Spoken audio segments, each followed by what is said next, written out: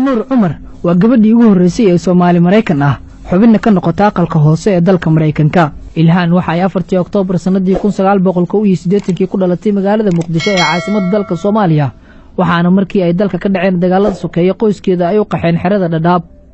iyada oo 16 jir ah ay u suura gashay in Mareykanka ay u guuraan qoyskeeda sanadii 1995, waxaana ay deganaanshaha ka bilaabeen magaalada Arlington ee gobolka Virginia.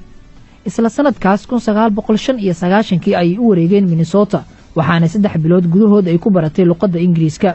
waxa ay kadib ku biirtay iskuulka Edison High School. waxa ay halkaas ka bilowday taariikh nololeedkeeda Mareykanka oo maanta maraya in xubin ay ka noqoto aqalka wakiilada dalka Mareykanka.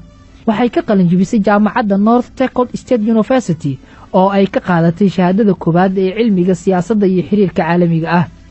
shaqooyin kala duwan oo hoose ay ka soo qabatay ilhaan magaalooyinka Minneapolis iyo St. Paul. sanadii 2013 waxa ay madax ka noqotay ololaha kursiga golaha deegaanka Minneapolis oo uu tartamayay Andrew Johnson. markii uu ku guuleystay waxa ay noqotay la taliyihiisa dhinaca siyaasadda, halkaas oo ay ka bilowday geediga siyaasadeed ee Mareykanka.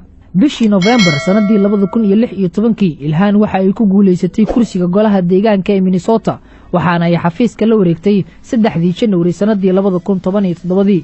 waxa ay u tartantay kursiga gobolka Minnesota golaha wakiilada Mareykanka kadib markii nin muslim ah oo ku fadhiyay kursigaas uu iska casilay kuna guuleystay kursiga xeer ilaaliyaha gobolkaas.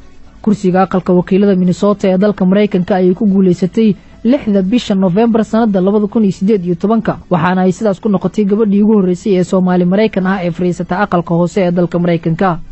waxa ay ka mid tahay ilhaan dadka uu aad u neceb yahay madaxweynaha dalka Mareykanka Donald Trump oo ka soo hor muuqan doona habeenka golaha aqalka hoose ay isku imaanayaan madaxweynuhuna uu furayo. iyada oo arrintaas mar ka hadlaysay waxa ay tiri, farxad ayay noo tahay dad badan oo waxaa jira iigu codeeyay inaan Trump hor fariisto, isaga oo sanadii 2016 gobolkeena ka sheegay inaan nahay dad xun. ilhaan nuur cumar waxa ay u dhaxday Axmed Xirsi oo ay isku dhaleen 3 carruur ah. hadda waa 37 jir, xubin ka ah Koongareeska dalka Mareykanka.